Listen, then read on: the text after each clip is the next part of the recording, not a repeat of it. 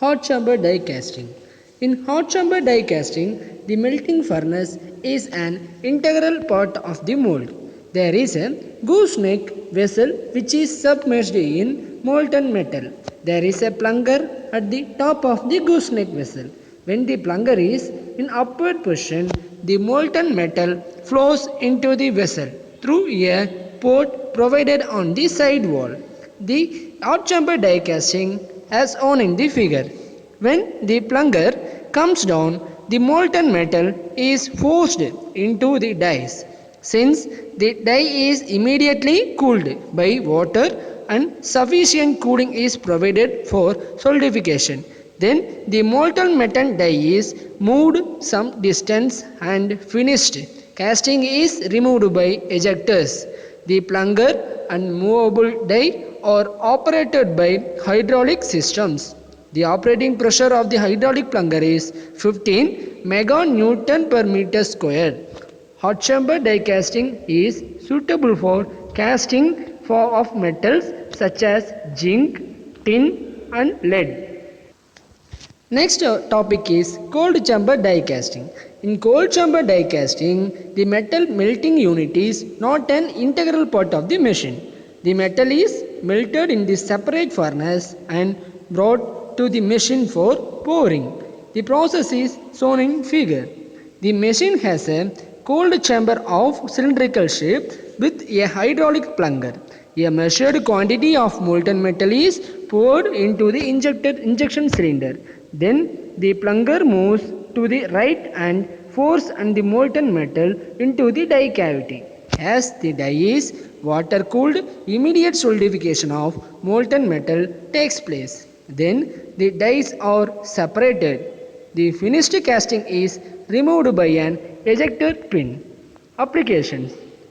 First application is household equipment such as washing machine pots, vacuum cleaner body and fan case, store pots, etc. Second one is automobile pots such as fuel pump, carburetor body, horn and wiper. Third one is components for telephones, television sets, speakers, microphones, etc. Next, toys such as pistols, electric trains and model aircrafts, etc. Advantages of cold chamber die casting is very accurate casting can be produced with the dimensional tolerance range of 0.03 to 0.25 mm. Second one is casting with very good surface finish can be made. Next one is casting defects are very less. Next, limitation. First limitation is only small pots can be made. Next, only non-ferrous metals can be cast. Next one, equipment cost is high. Next, it is more suitable for mass production only. Next topic is centrifugal casting. Centrifugal casting is primarily used for making hollow castings such as pipe without using core. In this process, a metal mold is made to rotate. The rotating mold is mounted on the trolley as shown in the figure.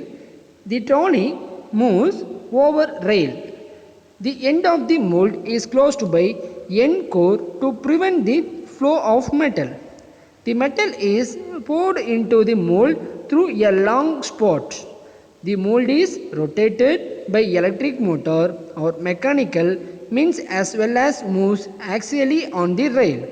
Due to centrifugal force, the molten metal is thrown to the wall of the mold.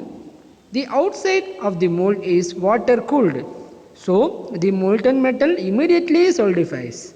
The centrifugal casting method is used for producing cylindrical and symmetrical objects. Applications. Components such as water pipes, gears, bush bearing, flywheels, etc. Advantages. Core is not required to produce hollow components. Next, rate of production is high.